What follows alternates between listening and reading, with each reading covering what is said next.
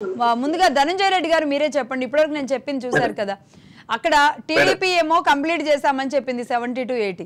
నిజానికి మీకు తెలుసు, అక్కడ ఉన్న వాళ్ళందరికీ తెలుసు, అనిత గారికి ఇంకా బాగా తెలుసు, అక్కడే ఉంటారు కాబట్టి, అడ్వకేట్ గా రాజేంద్ర ప్రసాద్ గారికి కూడా అంతా తెలుసు. అక్కడ ఎవరు నివాసం ఉండట్లేదు, ప్రభుత్వానికి సంబంధించి ఎవరు ఉండట్లేదు.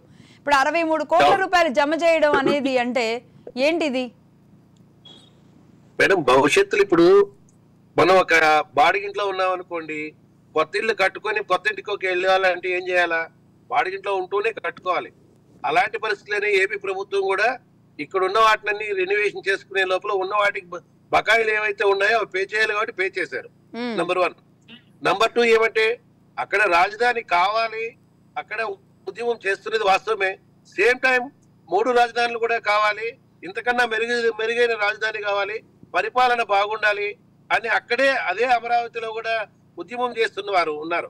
ఒకవైపు ఒక మీడియా ఒకరిని ప్రొజెక్ట్ చేస్తున్నారు, ఇంకోవైపు నిజమే అమరావతి రైతులు కావాలని కోరుకుంటున్నది, వాళ్ళ ఆకాంక్షను మేము తప్పు పట్టడం లేదు. కానీ సేమ్ టైం ఆర్థికంగా అభివృద్ధి చెందాలి రాష్ట్రం అంటే అక్కడున్న పరిస్థితులకి అనుకూలంగా ఈరోజు అదే వైజాగ్ అయితే ఇంకా ఎగ్జిక్యూటివ్ రాజధానిగా 7 స్టార్ హోటల్స్ కావచ్చు, పరిశ్రమలు కావచ్చు, పరిశ్రమ స్థాపించే యజమానులు అక్కడికి రావాలన్నా వాళ్ళకి రాకపోకలకి వాళ్ళ మిగతా అన్ని రకాల స్టేట్ డెవలప్మెంట్ అయ్యి జిఎస్టీ ట్యాక్సులు కానీ అన్ని పెంపొందించాలి, రాష్ట్ర ఆదాయ వనరులు పెంచాలి అంటే దాని వైజాగ్ ఉంటేనే మంచిదని నిర్ణయం తీసుకున్నారు.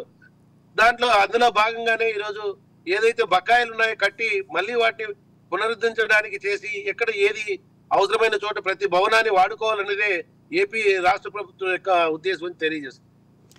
ఎగ్జాక్ట్లీ ధనంజయ రెడ్డి గారు, మీరు అన్న దాంట్లో ఒక ప్రభుత్వం తన నిర్ణయాన్ని అలా తీసుకోవడం తప్పేం కాదు.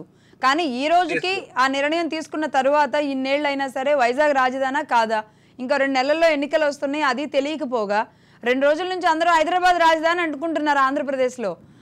అదొక కొత్త వాదం. సరే, అదలా ఉంచితే బిల్డింగుల విషయంలో జరిగినది అంటే అమరావతి రైతులని నిజంగా కడుపులో పొడిచినట్టు కాదా అనేది చాలా మంది భావన. దాన్ని సెంటిమెంటల్గా ఆలోచించే వాళ్ళు ఈరోజు, ఎందుకంటే అనిత గారు ఉన్నారు, వాళ్ళని కదిలిస్తే కళ్ళల్లో నీళ్ళు వస్తాయి వాళ్ళకి. ఎందుకంటే మొదలైనప్పటి నుంచి అంటే 5 ఏళ్ళు అయింది దీన్ని ఒక వాళ్ళు భూములు ఇచ్చి 10 ఏళ్ళు అయింది. 10 ఏళ్ళు తల్లి లాంటి భూమిని వదిలేసుకున్నారు. 5 ఏళ్ళు సరే, 5 ఏళ్ళు ఏదో అభివృద్ధి జరుగుద్దని చూశారు. జగన్మోహన్ రెడ్డి గారు ఇంకా బాగా చేస్తారనుకుని ఆ ప్రాంత వాళ్ళంతా కూడా అక్కడున్న వైసీపీని గెలిపించారు. ఇప్పటి వరకు ఏమీ చేయలేదు. ఏమీ చేయకపోగా 2000 కోట్లు ఇవ్వాల్సి వస్తుంది కాబట్టి 63 కోట్లు ఇటు వేయడం అంటే మతలబు చేసినట్టు కాదా, మోసం చేసినట్టు కాదా అనేది ఒక ప్రశ్న. మేడం, ఇప్పుడు మొట్టమొదట రైతుగా నేను కూడా వాళ్ళు చేసిన త్యాగానికి లేదా రైతుగా వాళ్ళు పొలాన్ని పండిస్తున్న పొలాన్ని ఇచ్చినప్పుడు ప్రతి రైతుకి బాధ ఉంటుంది. నేను కూడా ఒక రైతుగా వాళ్ళ ఆ బాధకైతే నేను సంఘీభావాన్ని చెప్తున్నాను, తెలియజేస్తున్నాను.